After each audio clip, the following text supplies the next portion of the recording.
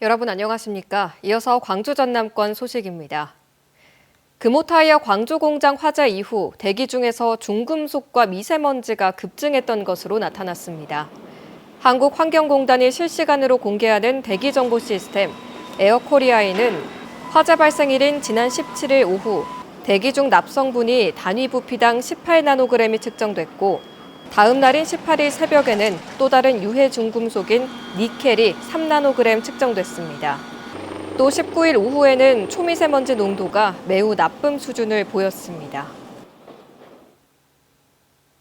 금호타이어 화재 사고와 관련해 환경단체가 대기와 수질오염 측정 결과를 투명하게 공개할 걸 촉구했습니다.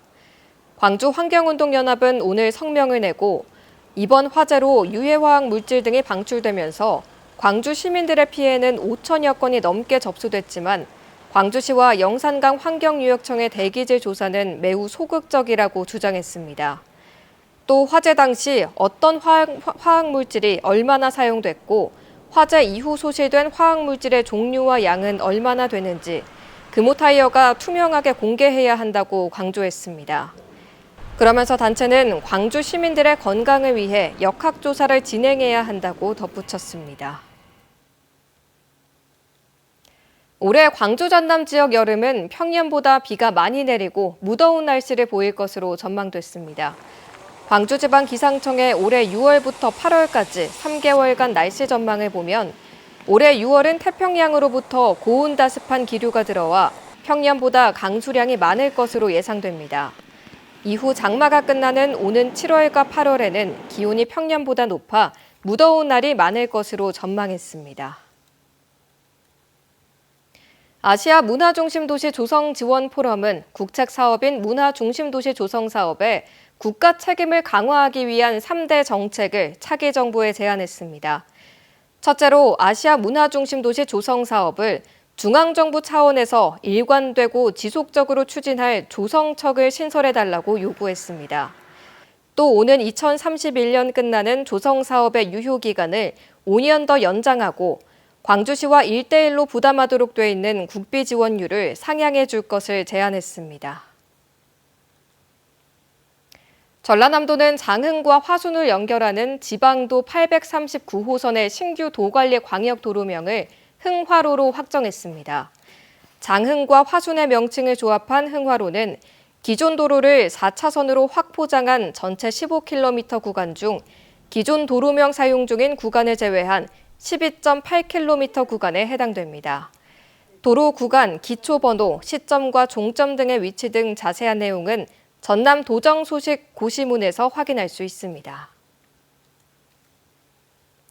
기아 타이거즈가 김도영의 결승 홈런과 양현종의 역투로 KT를 꺾고 연패에서 탈출했습니다.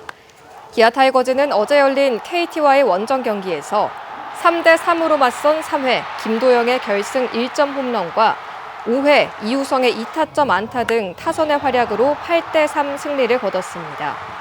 선발 양현종 투수는 1회 실책 2개 등 허술한 수비로 3실점했지만 7회 2사까지 KT 타선을 묶으며 시즌 3승째를 수확했습니다.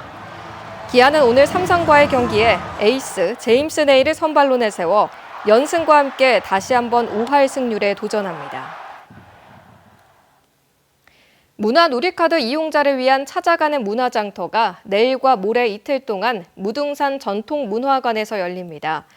무등 올림축제와 함께 열리는 이번 문화장터에서는 문화누리카드로 구매할 수 있는 김치와 된장, 고추장 등 먹거리 부스와 푸드트럭이 운영되고 주방용품과 공예품 등 생활에 유용한 상품들도 판매합니다.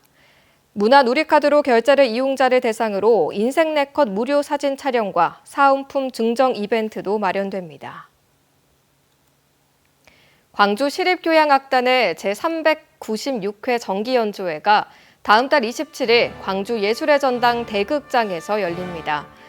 이번 연주회에서 광주시향은 고전주의 음악의 정점으로 평가받는 베토벤의 피아노 협주곡 5번 황제를 상임 지휘자 이병욱의 지휘와 피아니스트 임주희의 협연으로 선보입니다. 이어 20세기 러시아 낭만주의를 대표하는 프로코피예프의 마지막 교향곡인 7번 교향곡을 연주합니다.